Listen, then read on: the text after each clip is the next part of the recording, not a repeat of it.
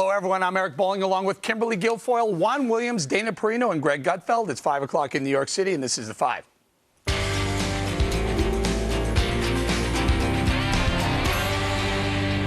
Just 24 hours after telling the Associated Press she had nothing to apologize for, Hillary Clinton will reveal this to ABC's David Muir in an interview set to air tonight.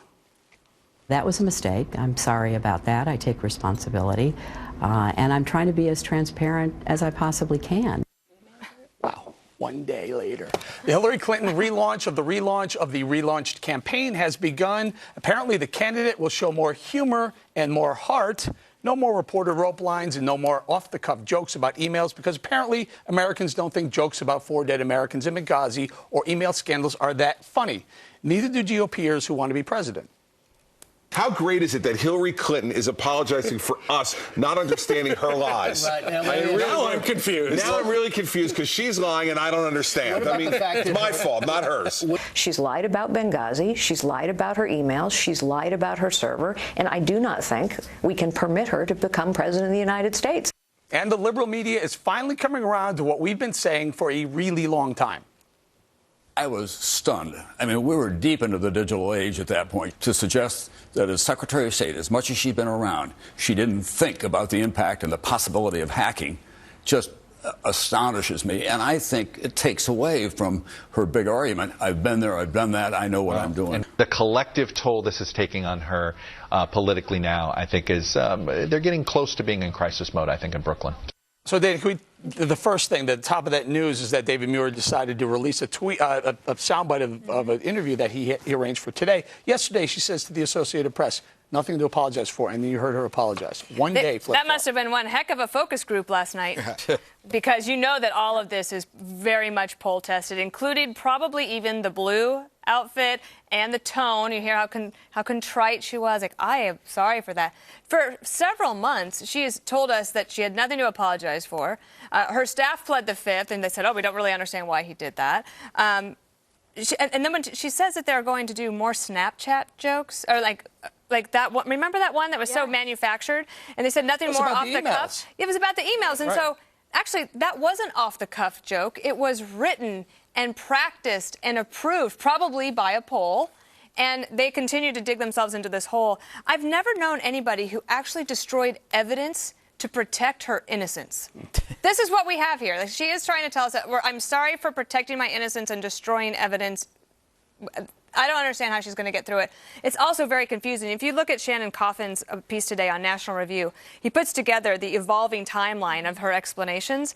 And finally, I've decided that maybe their strategy is to confuse everybody so much that nobody can remember how this all began. It's kind of true, though. Can you guys imagine? Can you imagine a campaign saying we're going to add more humor and heart to the candidate? I mean, don't answer your phone calls. Yes.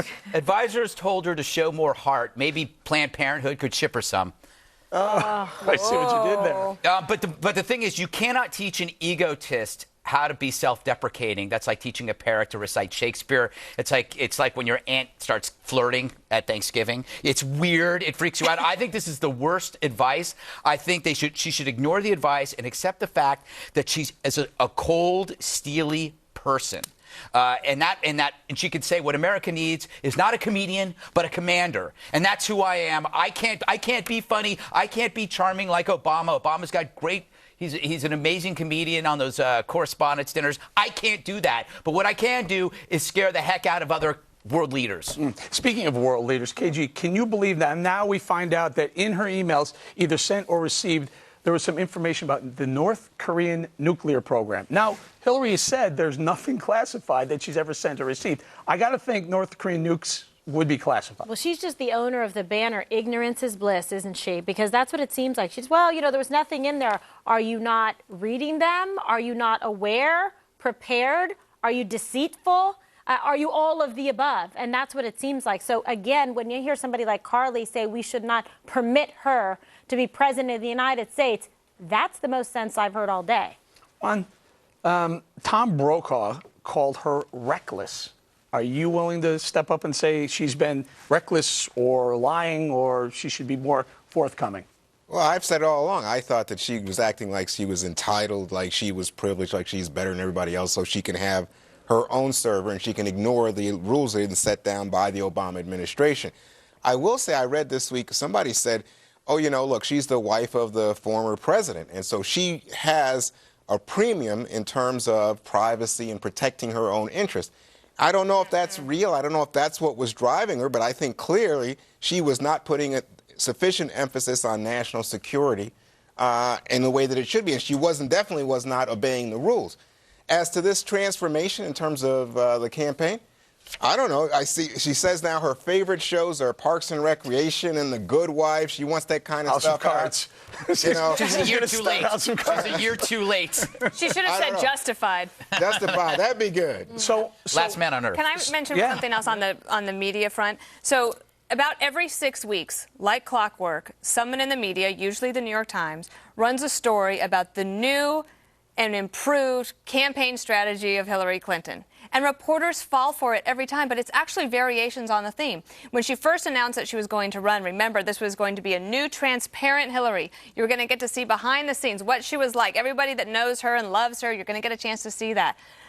This has been the same new campaign strategy over and over. So they're manufacturing authenticity. Oh, and likability. They're trying. You can't do it. There's not like, B12 supplement to go in to be like, hey, now I'm going to be really awesome and funny and spontaneous. Be cool supplement. Ooh, and charming. I'll have what she's having. Can you not, though? Can you not? I mean, look, there are some comedians who aren't funny at all, but they have enough writers. And yeah, but you have to be able to deliver a joke. She can't deliver. Yeah, and she can't deliver a joke. The only jokes that she can deliver are based on other people. Like when she says, what difference does that make? She was making a joke. She was saying, this is idiotic.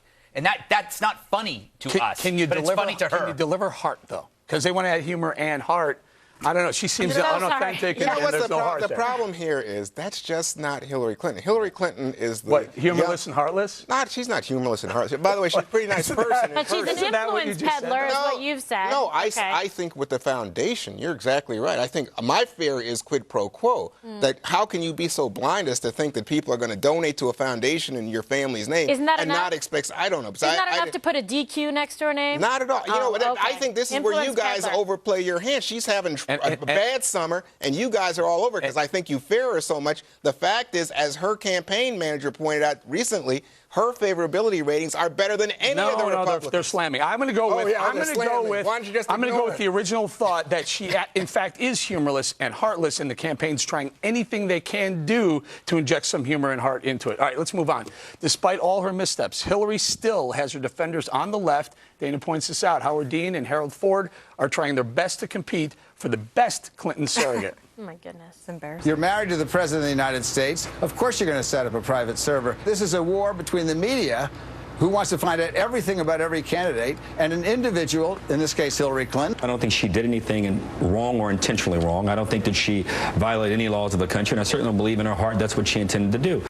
Now, look, I get the Howard Dean, and that's where he is. He's always been there. He's always been on that bandwagon. You need a job. But Harold Ford has never been so in the Clinton camp the way he is lately. Yeah, I don't know. I mean, there's a reason for it. Believe me, it's specific, and they feel that he's good and credible to deliver their talking points and to try and help. They tried to parade out Carville with the blue glasses. That was a little awkward and weird, and he was not, like, happy camper, not a willing participant to do it on his vacation. But they're doing anything they can because she can't make the case for herself. She has to have other people explain it away and say, in her heart, she didn't mean to violate these laws and risk the national security of the United States.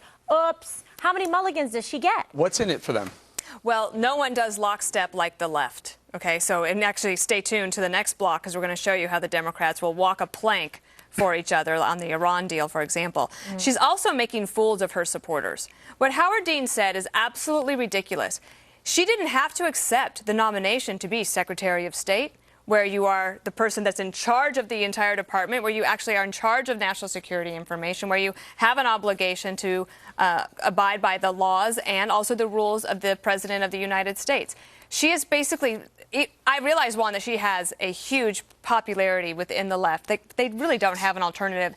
And I know that Bernie Sanders is gaining on her, but just think about that. A socialist is gaining on her in New Hampshire in particular. But the thing is,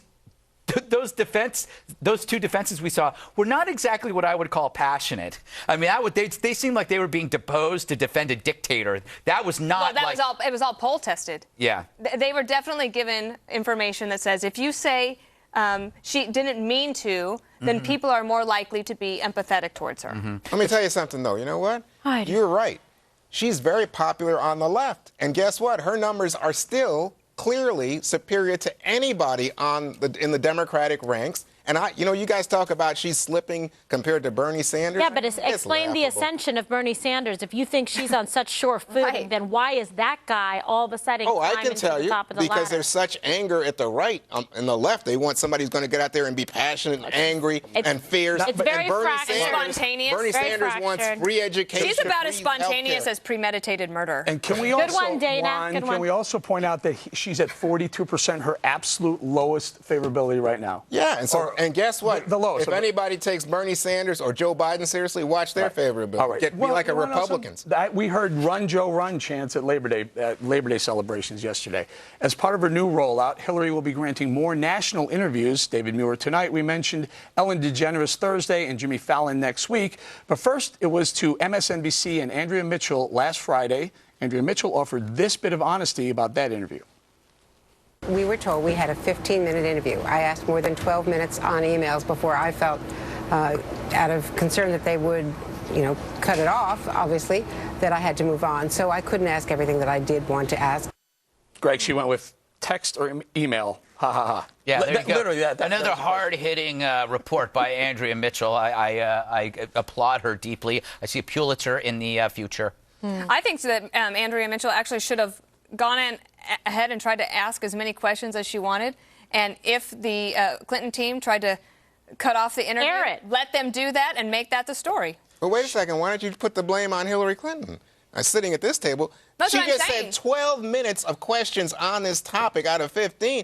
If Hillary Clinton wasn't going to answer, she should have just asked one question. You know what that question is? Who pushed the video? Yeah. It gets to the heart of it all. Yeah, I did. Oh, push the video. You guys are still back on Benghazi. Is that not a losing hand? No, it's actually been a winning hand so far. No, it hasn't. By the way, we don't even look at it as a political hand. Oh, no. Well, let me say, it is a political hand, and it's been maybe for losing, you. But not for me. Maybe for you, it's you been a cynical man. Yeah, I'm the terrible, cynical man. I'm the cynic, and you guys keep asking questions. You keep coming back, and all it is, it seems like you're obsessed, like you're lost. Because all lives matter, Juan. The only reason that we actually know about this private email server is because John Boehner approved the Benghazi committee that Trey Gowdy and there's been nothing, Dana, in it except lots of gossip and But we just spent all this time for you saying that she did the wrong thing. Is a wild person, listens to Sidney Blumenthal, gossips about Clarence Thomas, all this kind of stuff. And lied about Benghazi and lied about a video to cover their butts. And compromised national security. I mean, we can go all day. Lied to the families of the dead. There we go. And said what difference does there we go. It's not a defense. It's not true. Let me throw this out here real quick before we go. We got to go. What would happen if Elizabeth Warren decided to run?